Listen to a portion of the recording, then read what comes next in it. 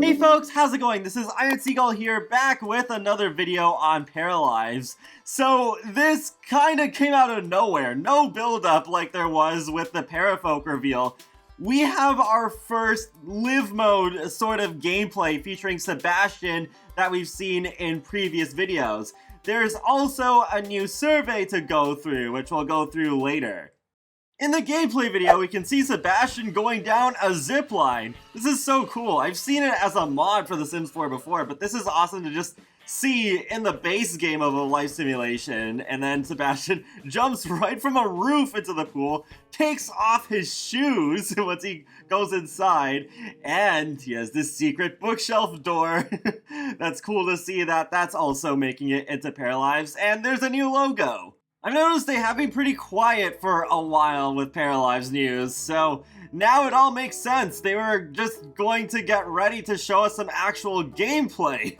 So this is really cool, and it definitely makes me more excited for the game, and I've already seen people get most excited of all, like, over the fact that Sebastian takes off his shoes. Like, it's just a nice realistic touch where it's like, okay, I've never really thought about specifically asking for that in a life simulation, but it's a really cool detail that just adds more authenticity to the whole experience. Also, when Sebastian's jumping into the pool, I noticed that there's some swimming noodles, so hopefully our parafolk can actually use them while they're swimming. The video description also clarifies some things, so it says, things you will be able to do in Paralives. Place a zip line between point A and point B and let your paras enjoy it. Jump into a pool from a high place if your para is brave enough. So that's good. Not every single para will want to do that. Makes sense, it's realistic. Set a house rule, so paras remove their shoes when entering a house. So that's pretty intriguing. So I guess house rules will be an entire system, and this is our very first look at the first one that they've implemented. And use a mysterious and very secret bookcase door. P.S. Sebastian's feet are weirdly tiny and cute. We are fixing that. I honestly wasn't even paying attention, but alright, that's cool, I guess. I'm guessing based off how flexible the build mode looks for Paralives that with the zipline, it'll be a similar sort of thing where you could just put down point A and then you could just draw a line to point B, so you could make the zipline as long or as short as you want it to. One other little detail I forgot to mention earlier is that in this scene with him jumping into the pool, he has the sunburn, and it actually has a tan line with his tank top, so that's pretty cool to see that's already working too.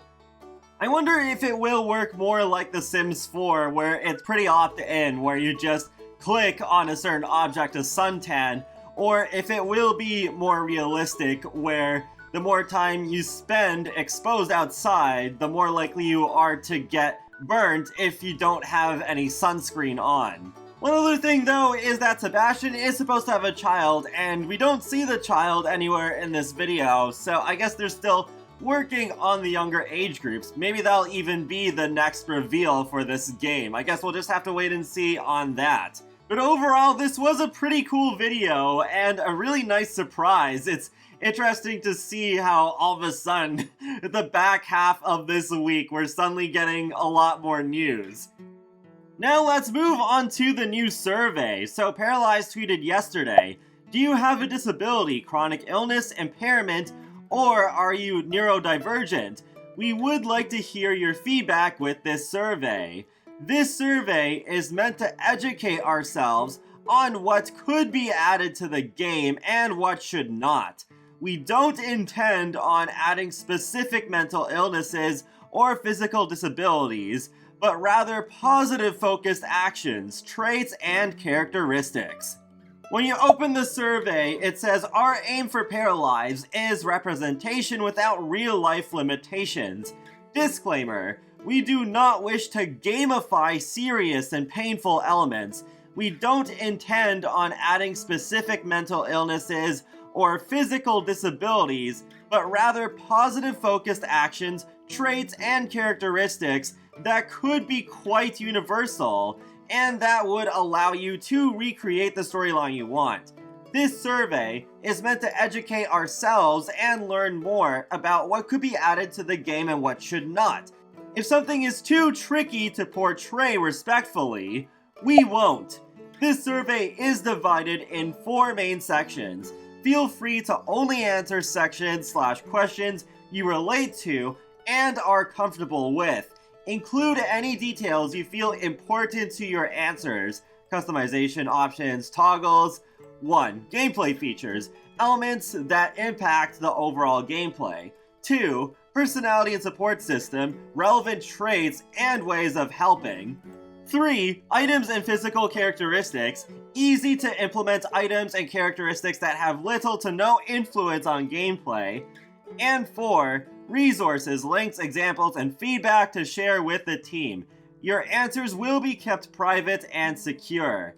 If you wish to, you can tell us the disabilities, illnesses, impairments, or conditions you have here. Moving on to the next part of the survey, gameplay features. Elements that impact the overall gameplay, and they show examples to guide us, but they are not confirmed features. And they show wheelchair gameplay, service dogs, gibberish sign language, and stay-at-home gameplay. What daily actions related to your disability, impairment, illness, or condition would you like to see in the game? What could be a problem of representing such aspects in game? Would there be any accommodations needed? Example, what would the wheelchair do when a user-created house has no ramp? What animations or interactions would you like to see in the game?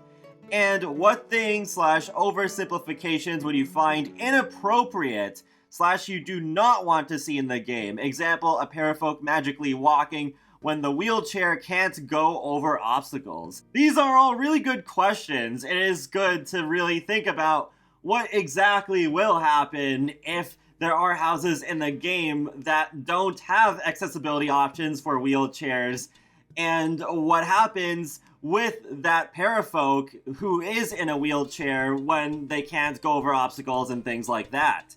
And it's good that they're actually asking people who can really speak to this experience instead of the Paralives team just doing this themselves and then they show how it works, and then they get a lot of backlash for doing it wrong. Next, we have personality and support system, relevance, traits, and ways of helping. What personality traits linked to your disability would you like to see in the game? And what personality traits would you not like to see in the game, stereotypes that you find offensive? What do you do to relax and recharge your batteries? If you need psychological support / physical help from other people, how do you find it and how are they helping you? And what actions taken by the school / workplace to support you would you like to see in the game? Next up, we have items and physical characteristics. Easy to implement items and characteristics that have little to no influence on gameplay. These are examples to guide you. They are not confirmed features, prosthetics, hearing aids, wheelchair gloves, and stim toys. What items / accessories that are part of your daily life would you like to see in the game? What specific physical characteristics would you like to see in the game? And what items or physical characteristics would you find inappropriate / you do not want to see? Then we have resources, links, examples, and feedback to share with the team. Are there visual and audio elements to steer clear of, like flashing light effects, noises, etc.? Are there games or mods representing your disability, impairment, illness, or condition? Do you have any educative links or people to follow in order to learn more about it? And is there anything we forgot in this survey that you wish to talk about? Lastly, we have a contact form. By leaving your email address, you agree to the team possibly contacting you for a personal interview. We might reach out to some respondents in order to further develop certain aspects. It is not required to leave your email address if you prefer your answers to remain anonymous.